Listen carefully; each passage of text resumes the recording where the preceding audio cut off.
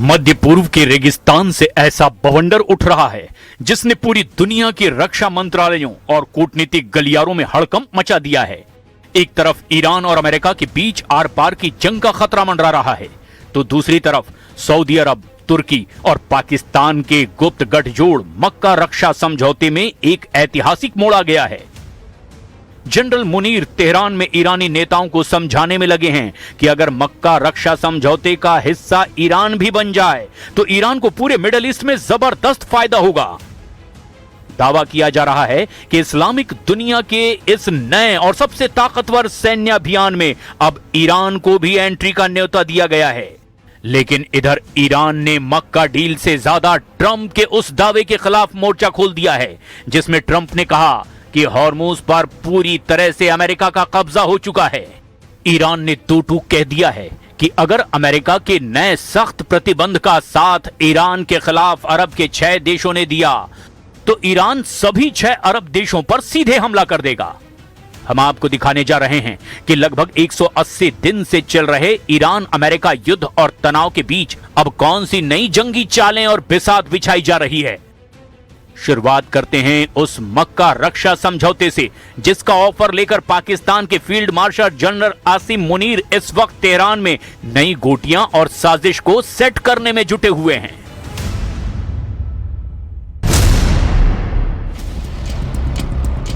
कहानी की शुरुआत होती है मक्का रक्षा समझौते से, जिस पर सऊदी अरब, तुर्की और पाकिस्तान ने दस्तखत किए हैं। यह कोई साधारण कूटनीतिक दस्तावेज नहीं है, बल्कि नेटो की तर्ज पर तैयार किया गया एक कठोर रक्षा समझौता है। इस समझौते की सबसे खतरनाक शर्त है आर्टिकल 5 की तर्ज पर बनाया गया नियम, यानी अगर इन तीनों में से किसी भी एक देश पर बाहरी हमला होता है तो बाकी 2 देश उसे अपने ऊपर हमला मानेंगे और अपनी पूरी सैन्य ताकत के साथ युद्ध के मैदान में उतर जाएंगे। पाकिस्तान की परमाणु ताकत, तुर्की की खतरनाक ड्रोन तकनीक और आधुनिक वायुसेना और सऊदी अरब का असीम पैसा, इन तीनों ने मिलकर एक ऐसा सैन्य त्रिकोण बनाया है जिसने पूरी दुनिया का ध्यान खींच लिया। लेकिन अब इस त्रिकोण को एक चौकोर में बदलने की सबसे बड़ी और चौंकाने वाली चाल चली गई है।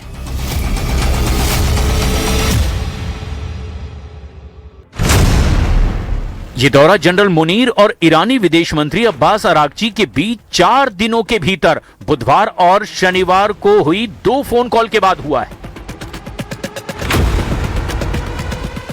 ईरान को मक्का समझौते में शामिल होने के लिए न्योता दिया गया।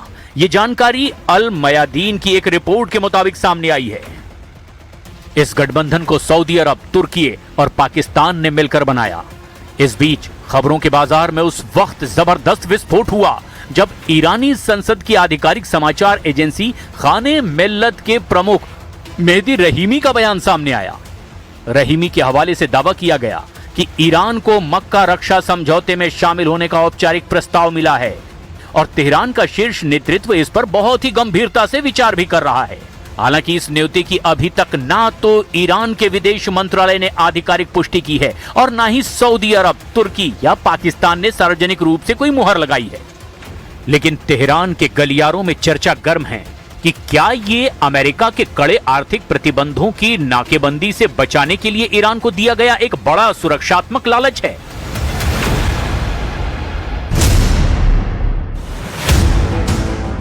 मक्का रक्षा समझौते पर 7 अगस्त 2026 को सऊदी क्राउन प्रिंस मोहम्मद बिन सलमान, तुर्की के राष्ट्रपति रेसेप तैयब एर्दोगन और पाकिस्तान के प्रधानमंत्री शहबाज शरीफ ने हस्ताक्षर किए थे।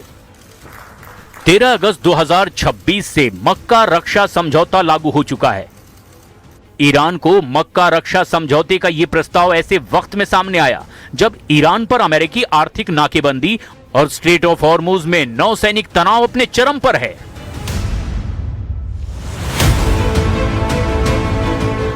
इधर ईरान की राष्ट्रीय सुरक्षा परिषद के शीर्ष अधिकारियों ने सऊदी अरब, यूएई, कतर और कुवैत जैसे सभी खाड़ी देशों को 2 टूक शब्दों में अल्टीमेटम जारी कर दिया है।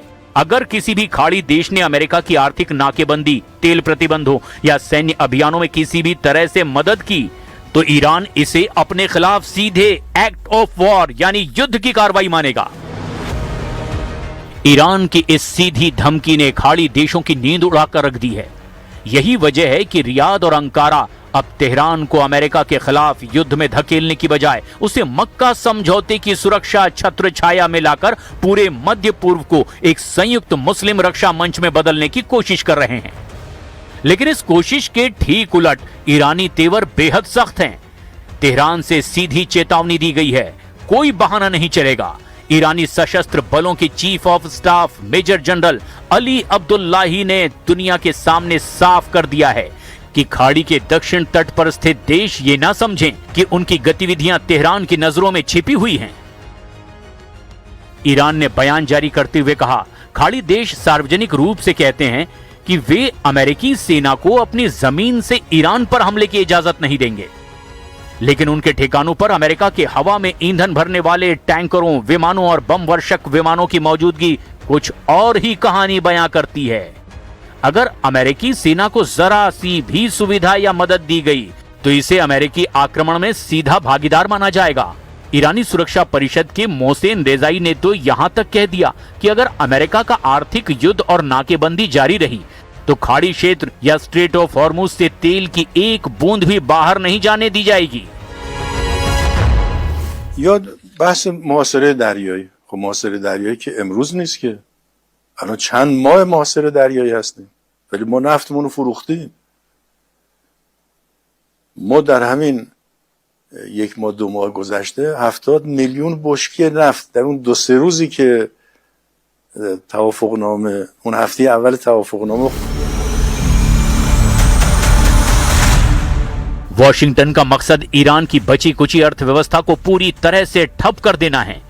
ट्रंप चाहते हैं कि ईरान पर इतने सख्त प्रतिबंध लग जाएं कि ईरान आर्थिक तौर पर पूरी तरह से तबाह हो जाए।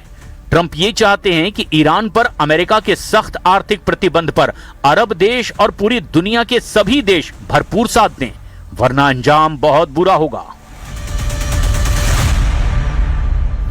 So we went down and we stopped them. They'll never have a nuclear weapon. They want to make a deal so badly. We don't even know if we want, because I view the Strait of Hormuz as an American territory right now. It's an American territory.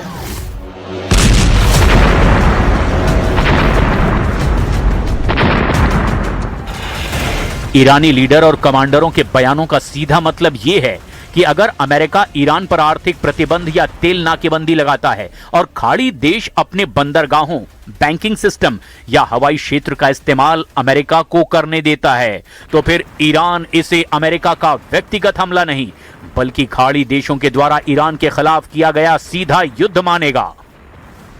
इसका मतलब यह है कि यदि युद्ध छिड़ता है या प्रतिबंध सख्त होते हैं तो ईरान केवल अमेरिकी सैनिकों पर हमला नहीं करेगा बल्कि सऊदी के आरामको रिफाइनरियों, यूएई के Dubai, Abu Dhabi airport, container ports और डीसैलिनेशन यानी कि पानी शोधन प्लांट्स को अपनी मिसाइलों और ड्रोनों से निशाना बनाएगा। داره از هر ابزاری استفاده میکنه برای مجازات ایرانیان صرفاً به یک دلیل، به دلیل پافشاریشون بر حاکمیت و استقلال ملی و سیادت و کرامت خودشون. در این زمینه حتما هشدارهای لازم داده میشه، به خاطر اینکه هر گونه همدستی با آمریکا در پیشبرد ईरान युद्ध अब हॉर्मुज की सरहदों तक सीमित नहीं रह गया बल्कि हॉर्मुज अब ईरान युद्ध में हार जीत का हॉट पॉइंट बन चुका है। पूरा पश्चिम एशिया इस वक्त युद्ध से पैदा हुए हालात को देखते हुए ईरान के खिलाफ डबल मोर्चा बनाने में जुटा है। पश्चिम एशिया में मौजूद अमेरिका के 8 मुख्य मिलिट्री बेस ईरान के हमलों और भीषण खतरों के बीच जंग करने को मजबूर हैं। एक तरफ फारस की खाड़ी में अमेरिकी युद्धपोत और ईरानी मिसाइलें आमने सामने हैं, तो दूसरी तरफ वॉशिंगटन और तेहरान के बीच बयानों का युद्ध अपने सबसे खतरनाक स्तर पर पहुंच चुका है। अमेरिकी राष्ट्रपति डोनाल्ड ट्रंप ने सोशल मीडिया पर दावा किया कि स्ट्रेट ऑफ हॉर्मुज पर अमेरिका का पूर्ण नियंत्रण हो चुका है, लेकिन ट्रंप के इन दावों की हवा खुद अमेरिकी अधिकारियों और अमेरिकी मीडिया ने निकाल कर रख दी है। फारस की खाड़ी में चल रहा युद्ध अब उस मोड़ पर पहुंच चुका है जहां दुनिया की सबसे बड़ी सैन्य महाशक्ति अमेरिका को एक ऐसा झटका लगा है जिसकी कल्पना पेंटागन के रणनीतिकारों को भी नहीं थी।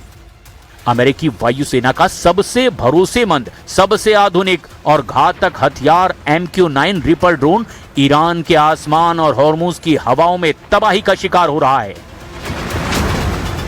वॉशिंगटन पोस्ट की एक सनसनीखेज रिपोर्ट के मुताबिक ईरान के साथ जारी इस जंग में अमेरिकी सेना ने अब तक अपने कुल MQ-9 रिपर ड्रोन बेड़े का लगभग 1/4 हिस्सा यानी 25% गंवा दिया है।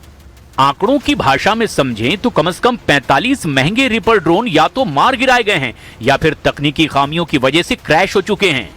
ये नुकसान केवल एक ड्रोन का गिरना नहीं है, बल्कि अमेरिका के 1.3 अरब डॉलर यानी लगभग 11,000 करोड़ रुपए से ज्यादा के सैन्य साजो सामान का धू धू कर जल जाना है। युद्ध शुरू होने से पहले अमेरिकी वायुसेना के पास करीब 165 और अमेरिकी मरीन कॉर्प्स के पास में 20 रिपर ड्रोन सक्रिय सेवा में थे।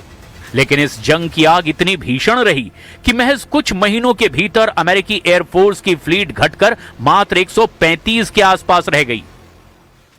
و هر طرحی که مبتنی بر واقعیت‌های ژئوپلیتیک و تاریخی منطقه باشه